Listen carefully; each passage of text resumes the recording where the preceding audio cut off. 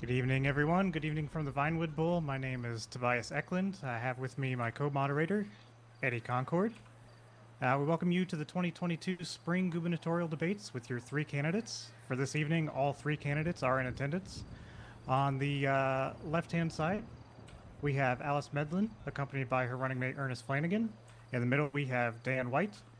And on the right, we have current Lieutenant Governor Carmen McKenzie. We want to thank Tobeans and SecuroServe for their services rendered this evening. Another thank you as well to the police force, rangers, and Mount Zona for additional support. All the candidates have agreed to follow the outlined rules of the debate. For those in our live audience, we'll read those for you now. Questions will be directed to each candidate. Each candidate will have roughly 90 seconds to respond to the question. Following the question, there will be 3 minutes of debate among the candidates, with some, moments for leeway for direct questions. The moderator, myself or Eddie, may interrupt any candidate if the moderator believes that the candidate is straying from the subject matter or being otherwise disruptive. The candidates may not interrupt one another. It is the moderator's responsibility and discretion, not the candidates, to enforce this rule. We also ask that all guests tonight remain quiet. We ask that you don't clap or boo for any candidate. Any disruptive candidates or guests will be removed from the event. The questions from this debate have not been shared with any candidate and have been formulated by the State Election Commission, in addition to those questions submitted by you, the public. Without further ado, we'll go ahead and begin this debate by allowing each candidate 30 seconds to introduce themselves to the public. Eddie, you ready to start? Ready, Eddie. All right. Alice, we'll start with you. Well, my name is Alice Medlin, and I'm a raccoon. And, well, I like to, do lots of raccoon things and stuff. And also, I want to hear from people and, try and do good by society. So, yeah, that's me. Oh, and this is Ernie behind me. All right, thank you, Alice. Dan White? Thank you, Toby, and thank you to the Vinewood Bowl for hosting us here tonight. Thank you to all y'all beautiful people that put me in a position to be up here on a podium tonight. First and foremost, to my beautiful wife, Bertha, back home in Tullahoma with my 9 baby girl daughters, Debbie, Darla, Donna, Darlene, Daphne, Daisy, Dolly, Dixie, Mom, Paul, Buford, Nepha White, my 6 brothers, Lucy, Stick, Randy, Ben, Jebediah, and Bubba Joe, to my running mate, Merrill Ford, to Blood Night Bouts for giving me a platform over here, and Blake Herbert and Adam Reese, the Storage Wars of the Vinewood Self-Storage for getting me up on the TV, and Miguel McIntyre at the Biggs Auction House, and Remy Fitzgerald with the Remington Fine Jewelry, and I can't forget about Public Works for giving me my first opportunity to put food upon my family's plate out here in San Andreas. You see, folks, San Andreas. All right, thank you, Dan. I'm just getting started there, boy. That's what I'm talking about. Thank you, Dan. There's gonna be plenty of opportunity here tonight to get your point across. So we thank you for your introduction there. That's right. Lieutenant Thanks Governor for your time. McKenzie, you have the floor. I am Carmen McKenzie. I am the second term Lieutenant Governor, and I thank you all for giving me the opportunity to serve you thus far over the last 2 terms, and I hope that I can continue that job. All right, short and succinct. We appreciate you all. We're going to go ahead and get started with the question portion here. Remember, you will have some time to formulate a response, and we will then open the floor to debate amongst the candidates. So I'm going to start with you, Dan. This one's directed toward you. What would be the first bill that you wish to introduce to legislation? The first bill that we would be seeking to get introduced would be along the lines of some kind of DACL facilitation or assistance we could put through to assist and facilitate DACL getting some more business opportunities putting through, helping streamline paperwork process a little bit, maybe getting an oversight committee for DACL or something like that.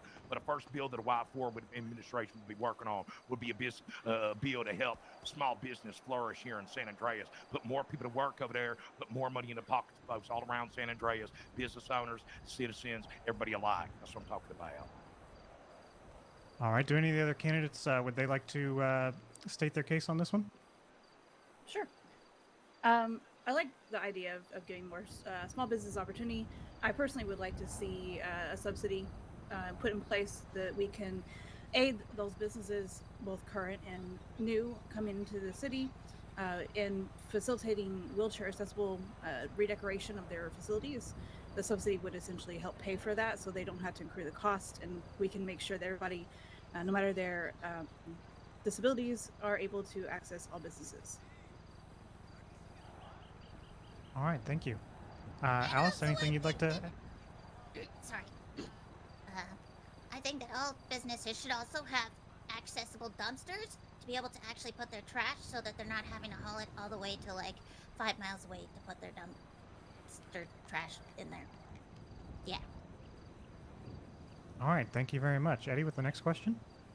Yes, this one is directed to you, Miss Mackenzie. We'll begin.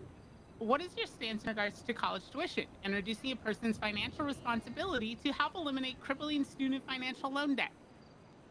I am all for the education system being government ran, just so that we can subsidize those costs. It would be a way for us to reduce the need for tuition if we were to make the law school or that part of the area government owned, so they don't have to pay for the overhead of the um, facility itself, which would reduce the cost, and they would only need to pay for the overhead of the teachers. Um, and then we could also go about a program where you can apply for grants through the government as well to help pay for that education. Excellent. Now, would any of the other candidates like to elaborate their stance in regards to college tuition, student loan debt? Absolutely. If I can take the podium, the floor for a second. Sure thing. The floor is yours. It's great and all, thinking about the dream of college for everybody, you know what I mean? But at the end of the day, college ain't for everybody, you know what I mean? You just need people working up at the VU, you need people working at the burger shop, you know what I mean? Not one of them things going to be taking degrees. So if you're going to be able to, cut out some of that regulation, cut out some of that oversight, you know what I mean? Put schooling into, into the hands of private business folks, you're going to see schooling flourish, more than you're going to see, more than anything else, it's going to be government controlled. Fantastic. And Alice? Well, I think that something that would be really good for that is, maybe find some like different options for, lessening like the paybacks and whatnot, and like not exactly grants, but just like ways that students cannot have to like break their backs or be in complete debt, and like in school work programs. Oh yeah, there was a spider. Calm down. Sorry. Proceed. Oh, that was it. Mr. Shelby? Yeah. All right, Alice, we're going to start with you for this next one. How do you hope to incentivize people to gain employment and contribute to society, particularly those who have been involved in crime in the past? Well, one thing is you don't want to be going out by yourself. You don't want to be, going out and doing things alone. But that's what most of the jobs here, they're like, okay, well, we're just going to throw you in a truck. Get out there and do the thing. But, garbage jobs and stuff like that, you want to have multiple people. So trying to, find ways to, incentivize like bonuses and stuff for like having multiple people with you. And, ways to, get people just out there and doing things, not just kind of doing just kind of the deadbeat job. Make it fun, make it entertaining. All right, thank you, Dan. How would you incentivize employment? You just can't argue with that response there for the Midland campaign. You know what I mean? Everything's better together. I know that personally from having 6 brothers over there. Eustace, Dick, Randy, Ben, Jebediah, and Bubba Joe, and get my 9 baby girl daughters, Debbie, Donna, Darlene, Daphne, Hazel, Donnie, and Dixie, out there on a farm and stuff. Everybody working together, putting Please everybody to work. You know what I mean? It's all part of the subject over there, talking about working together, talking about having everything be better together. You know what I mean? Everybody likes to work together. So he's gonna have a bigger team over there. He's got to incentivize these businesses to have crews coming out, maybe working together and stuff like that. Anything you can do facilitate putting more people to work out there in San Andreas. All right, thank you, Dan. Lieutenant Governor McKenzie? I feel like there's already opportunity out there. There are discounts for getting businesses in the county and south side, and if people are understood and were aware of that, they might be more incentivized to start their own businesses in those areas, which would help flourish both the economy in those areas as well as people needing to find work to do something other than commit crimes to make a living. So it's just a matter of informing and getting out there and getting people empowered to fulfill their dreams and reach their full potential. All right, thank you. Alrighty. Next question. Ms. Mackenzie, we'll start with you. How would you address the issue of recently convicted criminals serving as state representatives? Right now, the only restrictions that we have on who can apply is if they've committed a felony in X amount of time. After that's elapsed and or they've been expunged or pardoned, then they can apply. With that regulation in mind, what we saw last term was that the people who were given a pardon were done so without a process put in place because it was still a new thing that made them really value what that meant to get a pardon. So as a result, we've already adjusted that process where you need an expungement first, and then you can get pardoned for the things you can't get expunged for, and it's one and done. So they have more pride behind what that means to get those two things. Excellent. And Alice, would you like to explain your stance? Well, I'm not gonna lie. Back in August, I'd stolen an ambulance and drove it into a wall because I was dumb. And then, I started to turn my life around because of some cops. And, so I think it kind of depends on the person. But if someone's like violent, then, I don't think that they should really be running.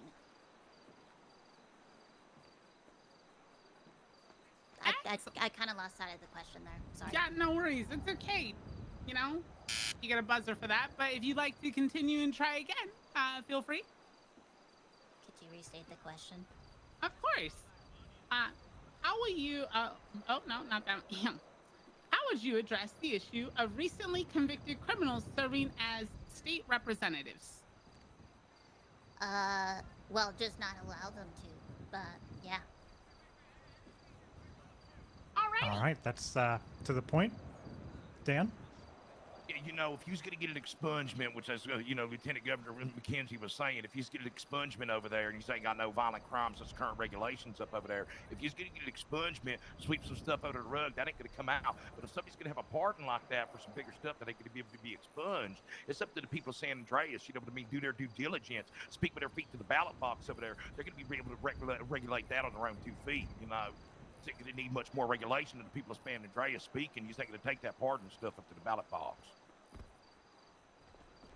All right, I just want to remind our candidates, make sure you are speaking as loudly as you're able. Sure thing. All right, this next question, we'll start with you, Dan. In regards to a subject that is on a lot of people's mind, particularly this evening, state executions. As per recent events, what is your political stance in regards to the subject, and would you push for any changes or amendments to this process? I would have to be honest with the people of San Andreas. I'm not entirely familiar with the what is in the current execution legislation, but I support capital punishment. It's plain and simple as the day is long. All right, Lieutenant Governor McKenzie? While I do support capital punishment, I do feel that the last two, at least, executions being public was probably a misstep. I feel it's more of a matter that should be private between the victims and the families of those that are being executed. I would push more for public executions to be removed and replaced with private executions. Thank you. Alice? I didn't even know that there was executions. What? Hello?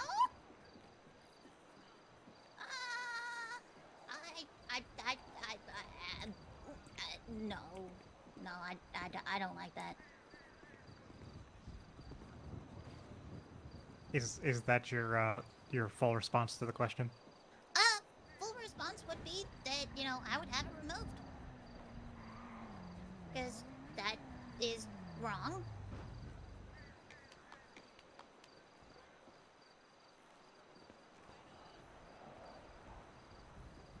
Yeah, that's my response. Okay, excellent. Thank you again, Alice. I appreciate it. this question, yeah, yeah.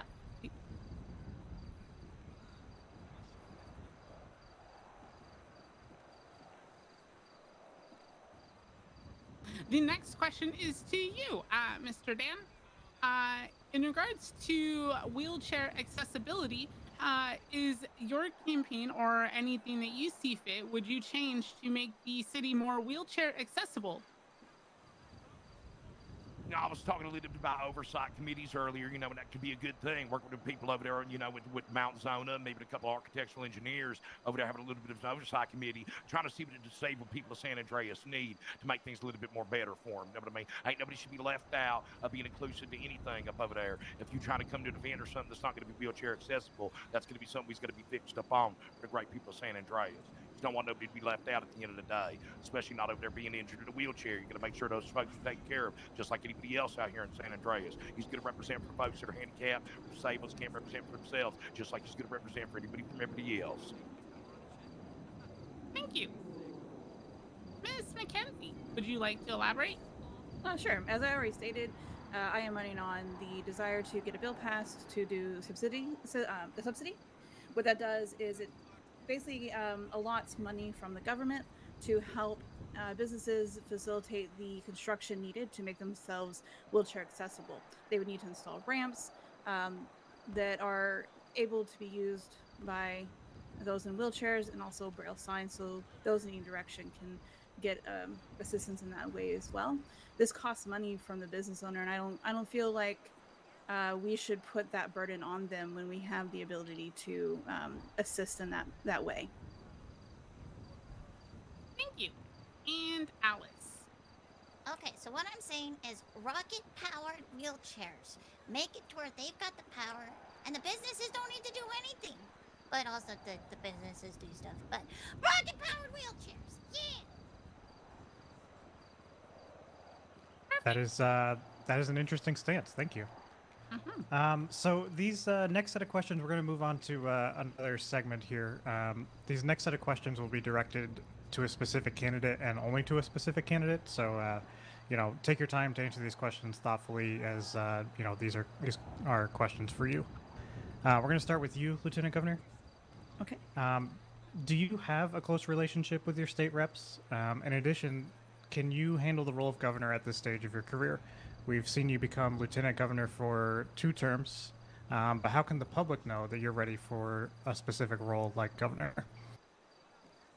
Well, I have also been in the city every day with my phone on, available, ready to take calls, and have been taking calls. I have had a good relationship with my state reps, current, and those coming in. I know pretty much most of them and am able to communicate with them. I've also been able to communicate with all the departments. There are always going to be rocky stages where you have to take a step back, admit wrongs, and correct those.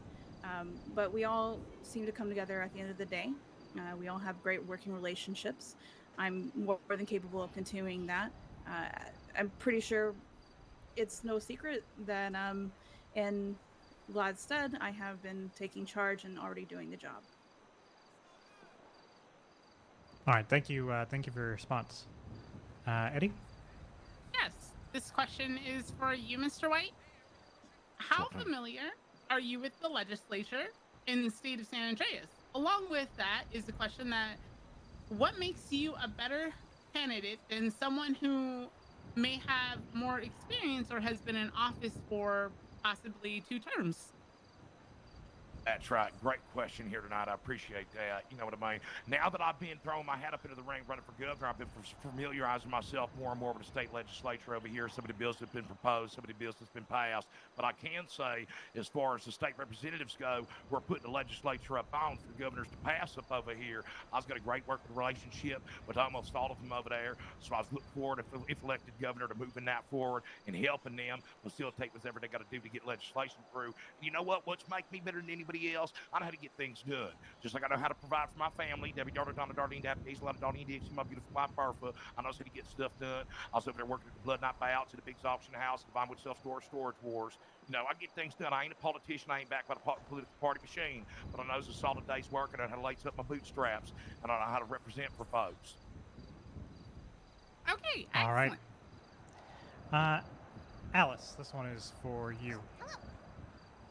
Your campaign slogan is literally trash. Why? Well, because a lot of people don't even think about trash. Trash just gets thrown on the street, and then, you don't even, think to pick it up. You walk down the sidewalk, and you're like, oh, hey, look, there's a garbage wrapper, like, on the street. You just walk on past it. And so one of my things is I want to get people to actually start thinking more about the trash that they're throwing around. You know, the businesses that you might think, are, doing good and stuff, but there's the people that are trying to, like, do better, and they can't because they literally have no trash cans. Take the park rangers, for instance. Somebody stole their dumpster, and they have nowhere to put their trash. How are they supposed to put their trash anywhere if they don't have a dumpster? All right, thank you, Alice. Excellent. Thank you. Miss Mackenzie, another question directly for you. In regards to information security, how do you plan on keeping classified and sensitive information if you are considered for a higher position in office? That's a really fair question. At the moment, whenever there are correspondences, they aren't marked as secure, which is typically a universal way of letting everybody in the conversation know that they are meant to be secure. Of course, there's an assumption, but going forward, obviously, it's going to be recommended that all transparent correspondence, rather, have that mark so that there is no question about it. And that way, if it is broken by any party, on any level, executive or not, it can be actioned legally, and therefore it's something that we can be more careful with.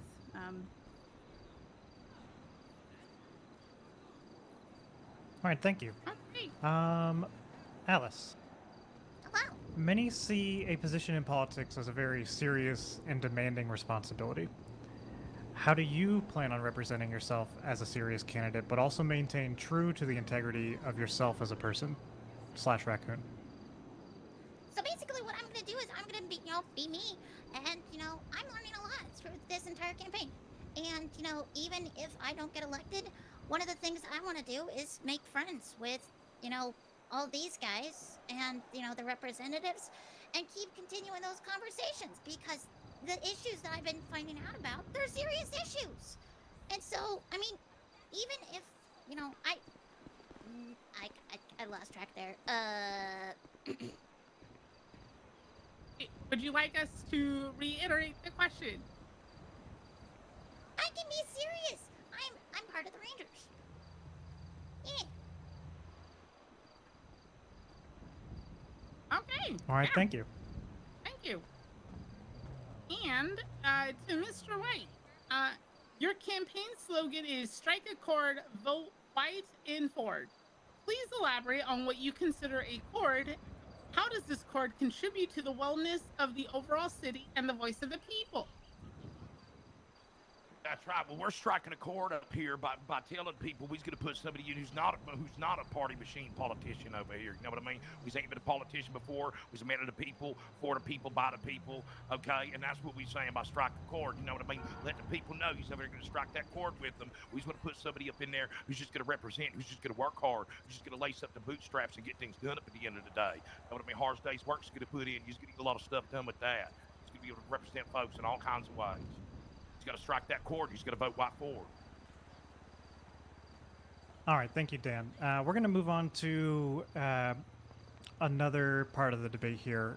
We're going to give each of you as candidates an opportunity to bring up the issue that you find most important in this election, and we will give the other candidates an opportunity to give their response to your stance on the issue.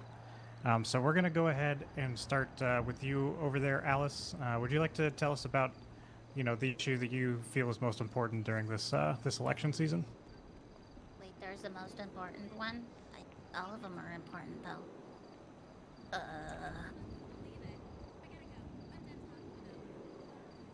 Definitely jobs. Yeah. Jobs. people being able to, just when they get into the city first, just being able to actually, get the job that they need and be able to actually pay for things and but be safe while doing it.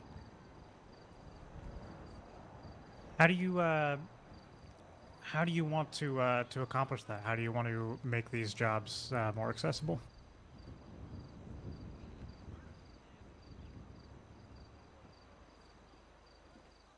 Define accessible. Well, I'm piggybacking off of what you said. You want to provide more jobs. How will you do that? I think that's something everyone wants to know. Yeah. So basically, trying to go through and get some, stuff passed for like grants and stuff to, get the businesses to go through and, do more of the things and find ways that, they can make it a lot more entertaining or, uh, or, uh, b- or to pay more with the pays and the. I think there's smoke coming out of my ears. Give me a minute. I think I can see it. Yeah. Yeah, no, Should we get that's the smoke. should we get the fire department? I think so. Eddie, I think No fire department. I think this is. Oh, no Yep. fire department. Okay, No fire well, department. you're on your own, Alice. Okay. Sorry, Alice. Yeah, so grants. Oh, there's a fire extinguisher. Nice. Okay, well, but anyway, yeah, so trying to get grants and stuff to help give those, like, businesses the ability to actually hire on new people and, give the people that are, like, they're looking for the temp jobs the ability to actually do that for a decent amount of pay, you know? All right, thank you, Alice. Does anyone want to respond to Alice? I'd like to actually. Yeah, go ahead. The floor is yours. Making jobs more accessible is something we already are doing through job fairs on a regular basis. We've been having them at least twice this last term, and I would like to see them happen once a month at the very least. That way, people have a way to not only promote their business, but interact with those looking for a job. And I know that there was a lot of people at the last job fair that are no longer unemployed, and a lot of businesses that now have the people they need to make themselves successful without need for government involvement. I feel like giving a startup to assist in creating the business is great, but too much involvement in the business after that fact makes them dependent, and therefore they aren't able to stand on their own 2 feet and actually feel the success of capitalism. Thank you, Dan. Absolutely. You just got to create jobs, y'all. You got to put people to work. You know what I mean? That's going to be the focus of most administrations over here running for politics. You know what I mean? Is putting people back to work. But at the end of the day, folks got to be willing to lace up their own bootstraps. You know what I mean? San Andreas got plenty of stuff's going on up over there. People just got to go out and they's got to want to get it. You know, some people just settle for the freelance opportunities over here, getting that per diem pay for the mine over there, going up to be a lumberjack, something like that. But like I said earlier, like the VU and Burger Shot, there's other great opportunities here. The people ain't going out reaching out, grabbing the bull by the horns. They ain't going out seasoning it up on their own. You know what I mean? So it's a little bit of a governmental issue over there, lack of opportunity for some kind of jobs and diversity. We're going to talk about that more with the Dockland stuff. But at the end of the day, people's got to be willing and wanting to lace up their own bootstraps as well. Can't create government regulation that's going to make people want to go work. All right, thank you all for your responses on that. Lieutenant Governor McKenzie, what do you feel is the most important issue that you would like to address this cycle? Oh, can you make sure you're speaking up for us? Is it better?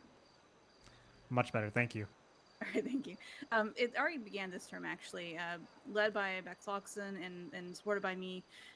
We are working on, or have been working on, updating the criminal code. We've already began with getting a lot of feedback from lawyers, law enforcement, other areas of government on what is wrong with the current criminal code and how we can fix it. Because right now we're just making bills that stack on top of each other, and sometimes they conflict. We've seen that with the Speedy Trial Act and other bail reforms.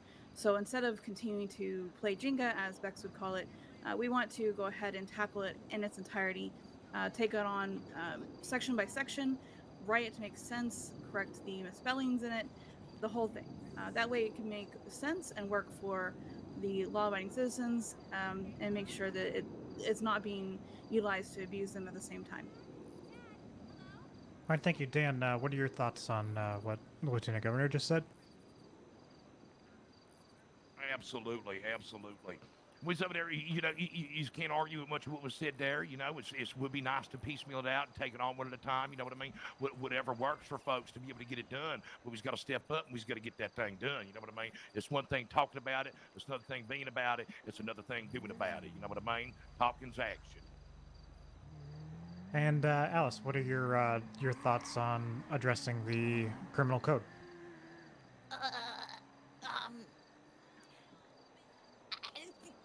It's hard to focus right now because Ernie was telling me, to just, think of everybody in their underwear, and now I can't get it out of my head. Please, it's okay. On the subject, if you need a minute, we can give you that. Yeah, I need a minute. What was the Okay. question? We were asking for a response to Lieutenant Governor McKenzie's, statement on reforming the political or the criminal code. Ah, If you'd like us to move on, we can do that as well. yeah, let's just move on. Let's move on. All right. Well, Dan, this is your opportunity. What do you feel like is the top issue for you in this campaign?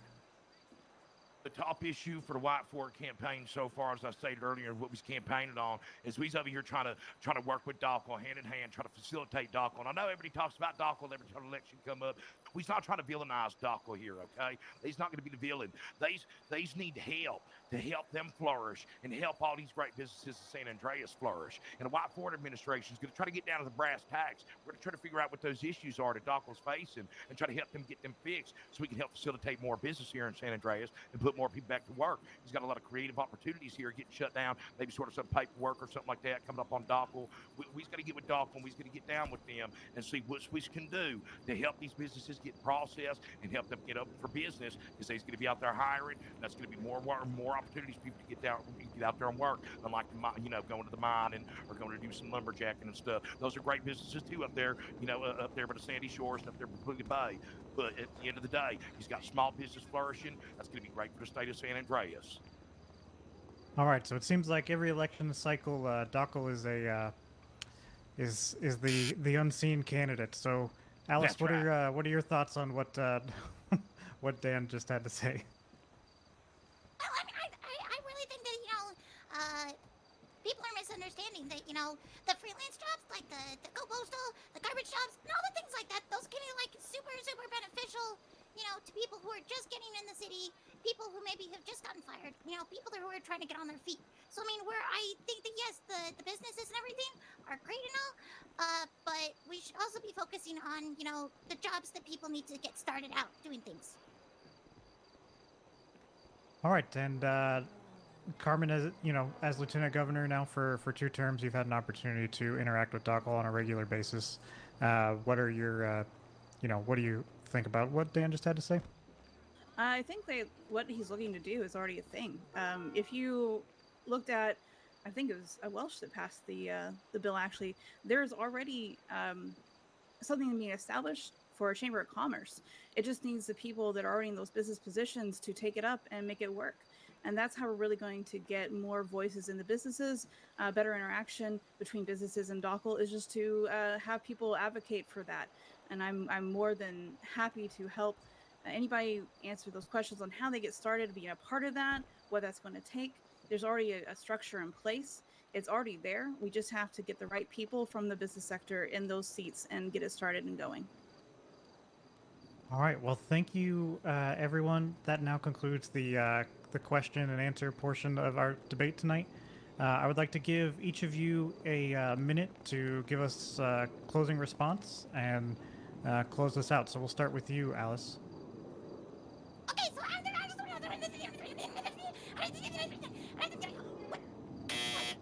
sorry. That was completely incomprehensible. Would you mind maybe slowing down a little bit for us? Okay. Yeah, so, I think I breathed too much.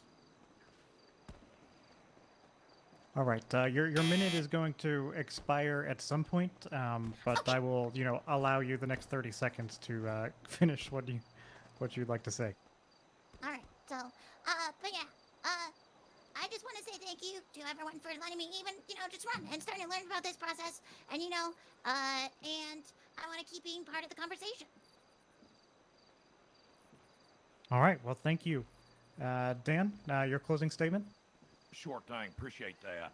You see, folks, San Andreas here is an island of opportunity to seize any realistic possibilities you want to, y'all. And the central question around this election, because all of us candidates up here are running up on similar platforms, we all want more jobs. We all want to help businesses flourish better. But first, we got to build a better state that works for everybody. We're going to facilitate people up on the South Side, people in Blaine County, people in the Sandy Shores. We're going to facilitate people in de facto mayor Polita, Sally Norberry, the great folks of Polita Bay. We're going to facilitate DACA, like I said before, and how we can help them streamline the business application and 30 auction seconds is process up. to create equal opportunities. He said a minute. It was a Thank minute. you for A minute. all. It was a minute, We're going Eddie. to work with prominent business Apologize. leaders on the South Side to finally get the community center up off the ground that was campaigned on heavily last election.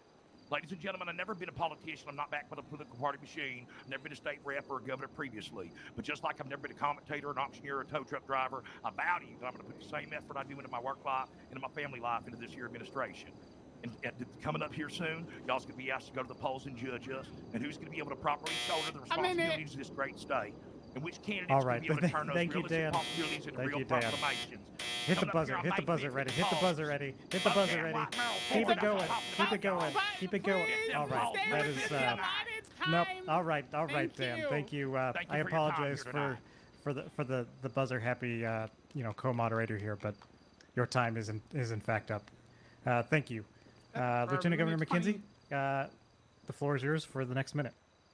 I just want to thank everybody for giving me the opportunity to be here at all, to have done this job as long as I have, for your faith in me. I hope that I get a chance to continue serving you. I've been an avid supporter of the entire city and state forever, either through marketing and my artwork and helping businesses get off the ground or in government. No matter whether I get voted in or not, I'm still going to be part of this process. I'm still going to be part of the San Andreas Political Party, Liberty Party, salibertyparty.com for more information on my platform to support the other candidates. Also, make sure that if you don't know what we're all about, that you do your research before going to the polls and vote for who speaks for your voice. All right. Thank you. All right. We would like to conclude tonight's debate by giving. Sorry, my bad. We do want to thank everyone, the candidates, for appearing here tonight. Thank you to the citizens of San Andreas, all of you in attendance here, for engaging in the political process. It's very important. Remember to get out and vote beginning this Thursday, May 5th. Polls will be open then, and they will close May 9th at 8 p.m. Eastern. Thank you again. Thank you, Weazel. Thank you, Tobeans, Rangers, PD, SecuroServe, and those who have helped assist in making this event successful tonight. Everyone have a great night, and we'll see you next time.